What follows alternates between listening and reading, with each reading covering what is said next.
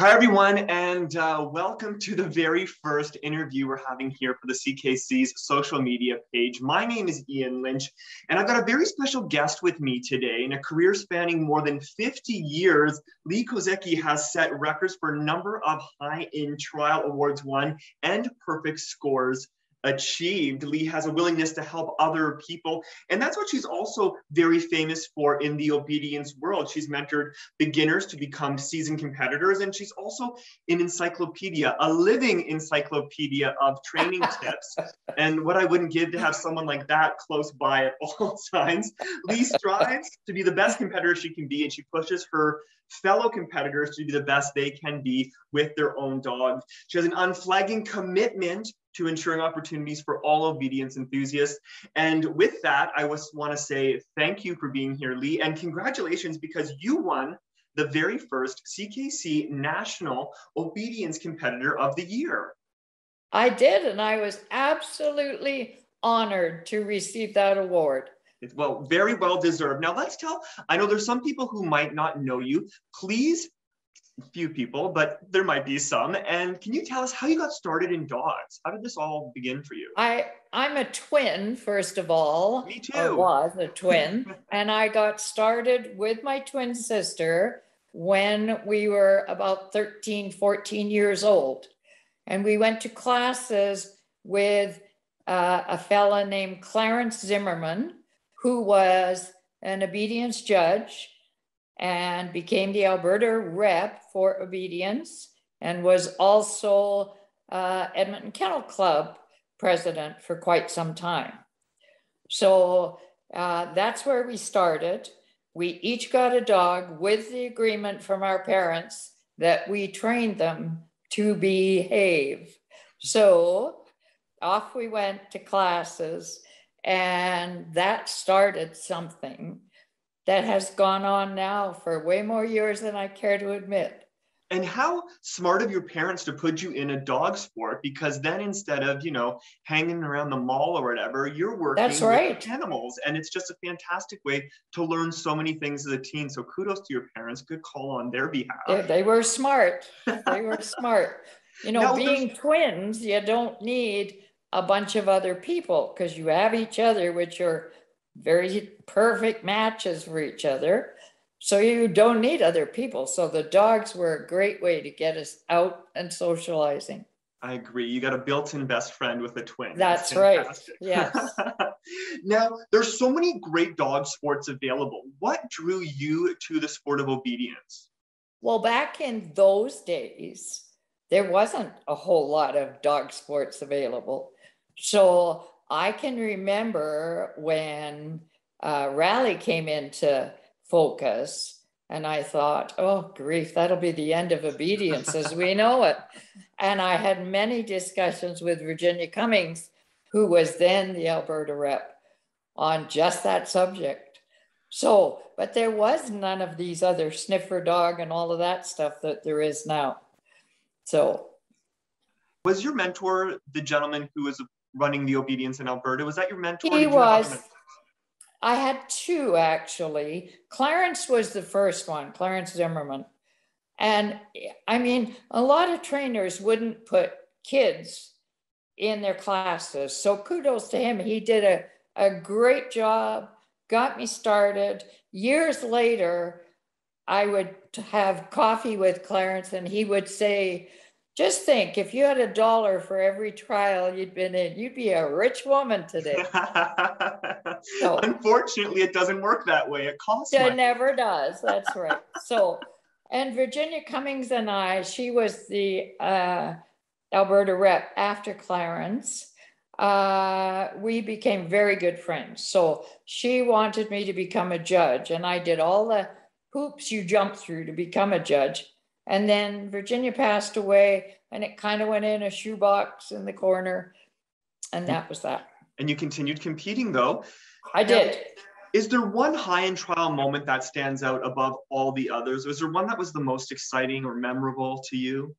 It's interesting because I was thinking about this question because, honestly, I don't remember my first high-end trial. I really don't, but I do remember one. where I had two standard poodles in. Both poodles scored a 200 under two different judges in two different classes and had to run off for a high end trial. So that would be one really memorable moment, because at that point I had not had a whole bunch of 200 scores. Whoa. Yes. That's a fun ride home, isn't it? When that was. It really was.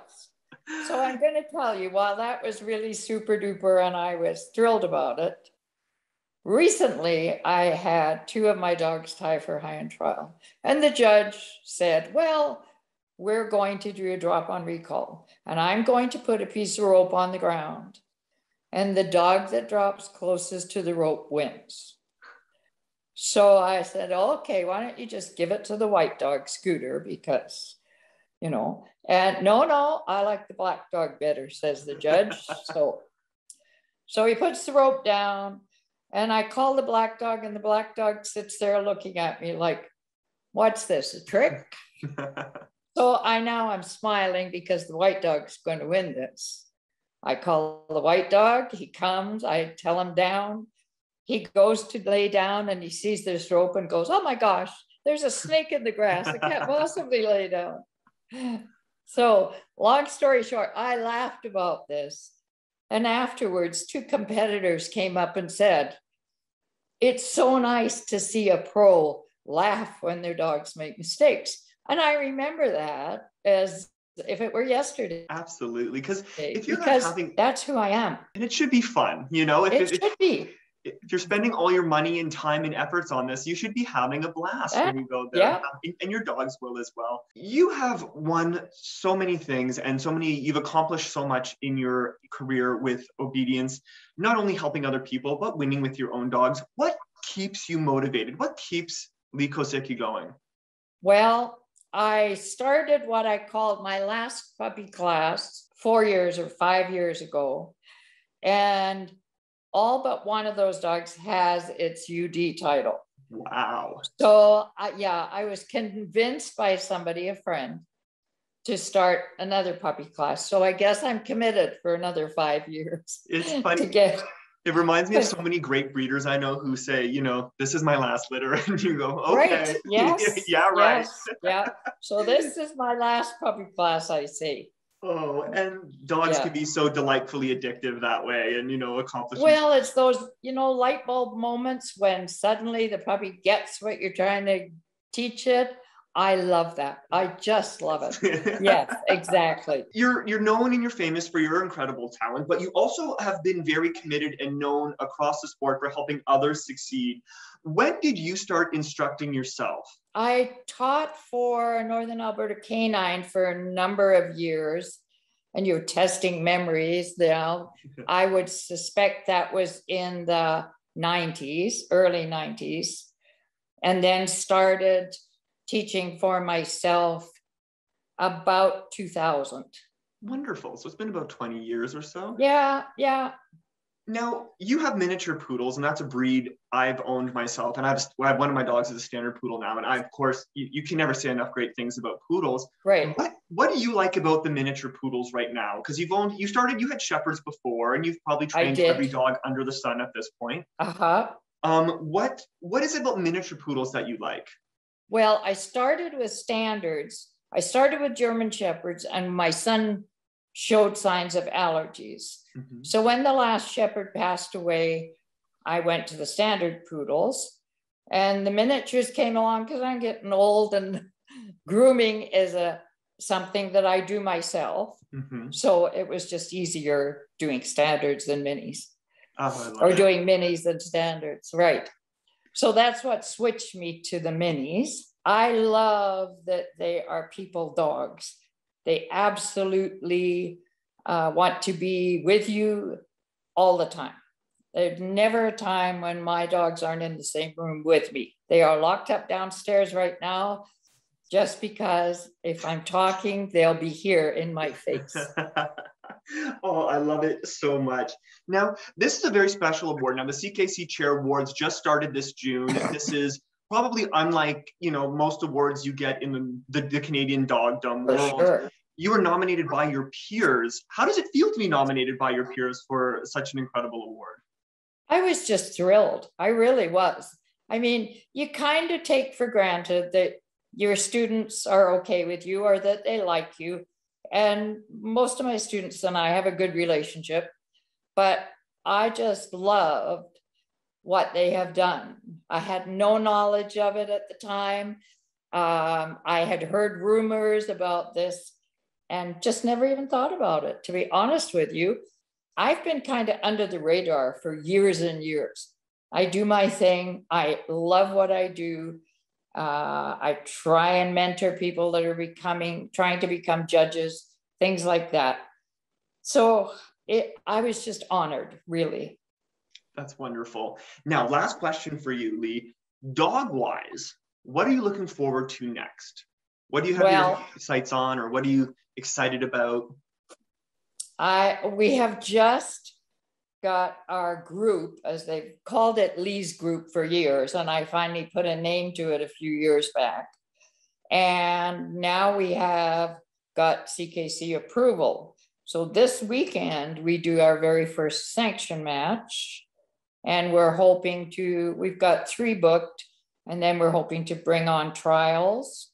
For me specifically, I've been hassled again about becoming a judge.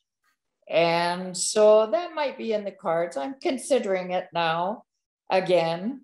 I'll do some, I've done judging, so I'll do judging at the sanction match and we'll see what happens.